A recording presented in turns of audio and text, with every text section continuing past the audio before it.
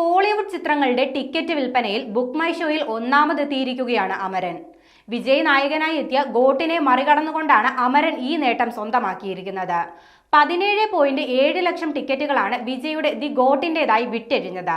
17.7 ലക്ഷം ടിക്കറ്റുകളാണ് വിജയുടെ ദി ഗോട്ടിന്റേതായി വിറ്റഴിഞ്ഞത്. അതേസമയം അമരന്റെ 17,83,465 ടിക്കറ്റുകളാണ് വിറ്റഴിഞ്ഞതെന്നാണ് റിപ്പോർട്ടുകൾ സൂചിപ്പിക്കുന്നത്.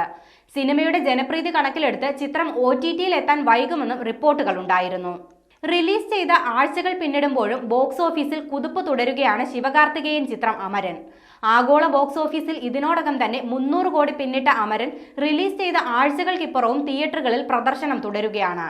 രാജ്കുമാർ പെരിയസ്വാമിയുടെ സംവിധാനത്തിൽ കഴിഞ്ഞ മാസം 31-നാണ് അമരൻ റിലീസ് ചെയ്തത്. കമൽഹാസന്റെ നിർമ്മാണ കമ്പനിയായ രാജ് കമലാണ് ചിത്രം നിർമ്മിച്ചത്. മേജർ മുകുന്ദ് വരദരാജന്റെ ജീവിതകഥയെ ആസ്പദമാക്കിയാണ് ചിത്രം ഒരുക്കിയിരിക്കുന്നത്. മുകുന്ദായാണ് ശിവകാർത്തികേയൻ അമരനിൽ പ്രേക്ഷകർക്ക് മുന്നിലെത്തിയത്. സായ് പല്ലവിയാണ് ചിത്രത്തിലെ നായിക.